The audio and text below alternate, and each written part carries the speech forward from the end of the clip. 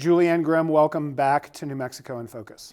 Thank you. So we are going to talk about the mansion tax today, which passed by voters in the capital city on Tuesday by a big fat 73% for and 27% against. We are going to talk about that at this table because I, of course, am no longer the news editor at the Santa Fe Reporter. I would like to begin by having you tell us what is the mansion tax and who pays it. Yeah, so even though colloquially people call it the mansion tax, its real name is the high-end excise tax. It's applied on home sales and only on home sales with a price of $1 million or more. And the buyer pays the tax. So it is 3% on any part of the purchase price that was over $1 million, hence the name. Gotcha. Really quickly, is $1 million, does that buy you a mansion in Santa Fe anymore? I mean, it's very subjective, but you know, the median home price in Santa Fe is the highest in the state. And there are certainly enough homes over $1 million that sell in the city limits every year that backers of this tax believe it's going to bring in $4.5 million in revenue.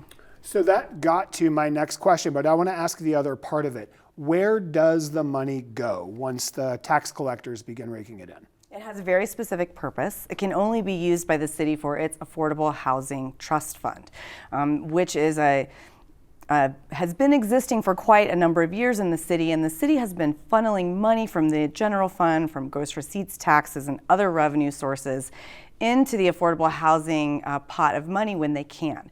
But what this does is enables there to be a permanent revenue source. So every time one of these $1 million homes is sold, the revenue from the tax goes right into the Affordable Housing Fund. And that money is used to help subsidize affordable housing developments. It's used for initiatives to address people experiencing homelessness, really crosses the spectrum of need in the city. So let's back up a little bit. The Reporter has been covering the issue of affordable housing and housing more broadly in Santa Fe for a very, very long time. People typically like to refer to it as a crisis, but it's 2023 and everything is a crisis nowadays.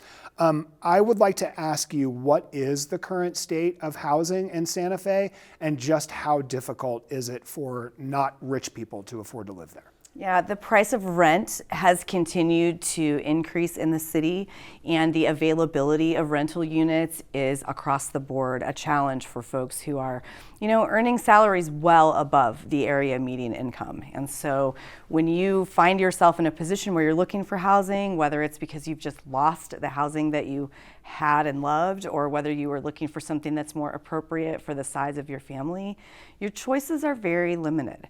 The city has just recently changed some rules, and we've seen some development of apartment complexes, and for nearly a decade we saw none of that.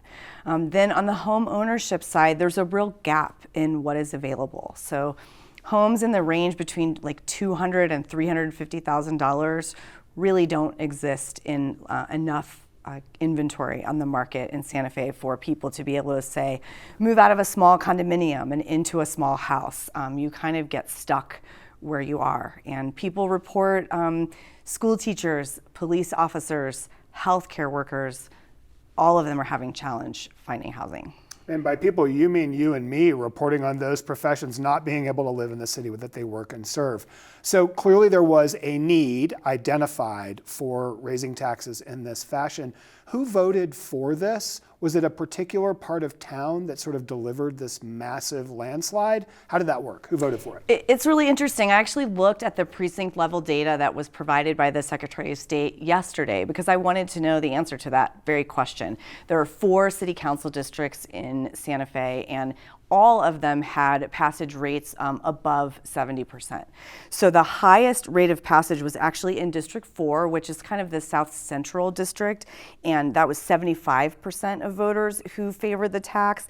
But the lowest percentage wasn't off very far. It was 71% of voters in the South Side district next door, District 3.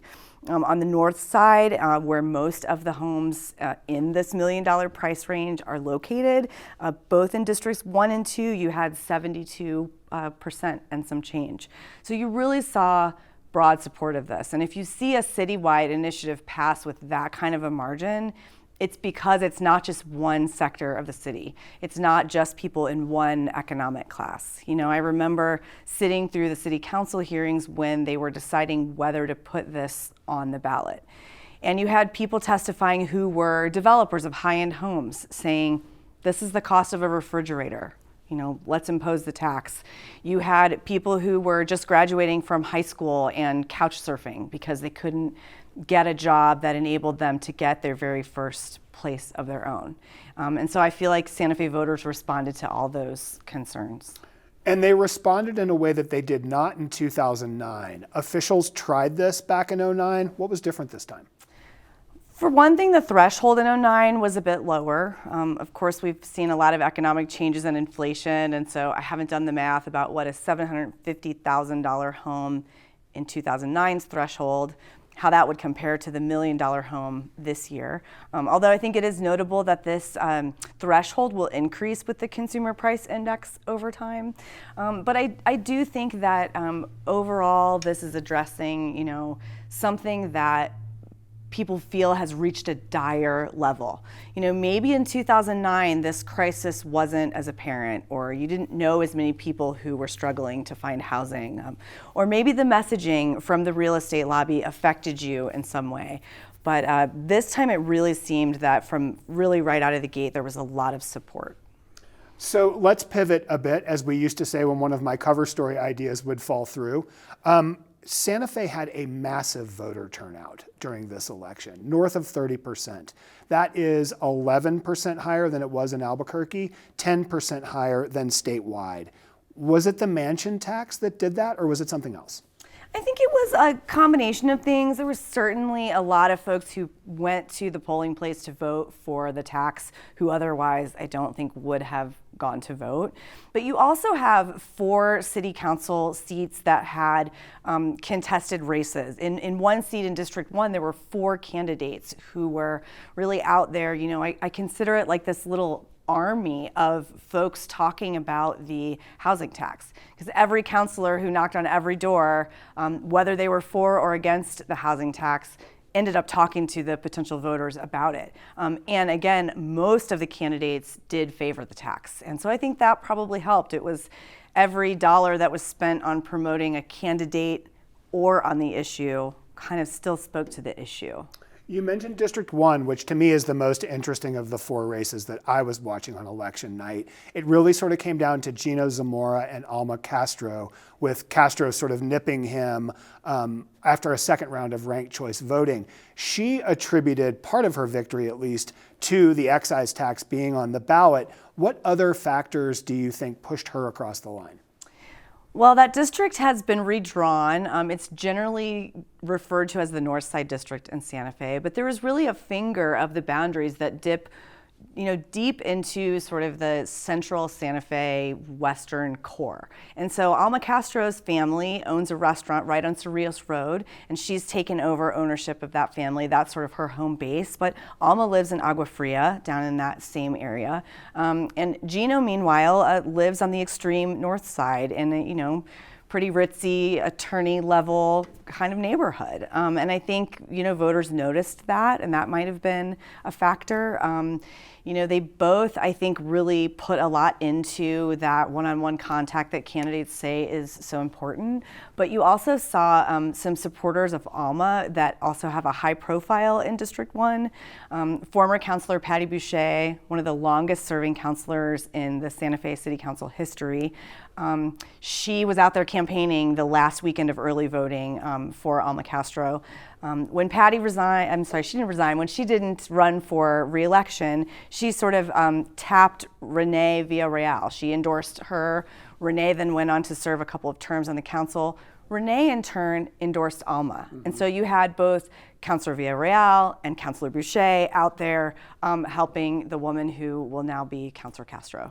We've got a little less than a minute, and the last question I want to ask is this. How do Alma's politics potentially impact the way the council works in the future, and what do they mean for Mayor Alan Weber's agenda? I think in this race you saw some candidates who really went out of their way to look like they were not on the mayor's team, and some candidates who clearly were, looking forward to trying to be strong allies of the mayor. Castro was definitely in the first camp. She's also the child of an immigrant. She speaks Spanish. She, as I mentioned, is really from a working service industry type of family business, and we currently don't have a person that checks those boxes on the council. So we'll all be watching to see how that plays out. Julianne, thank you for coming on the show this week, and thank you for continuing to steer the ship at The Reporter.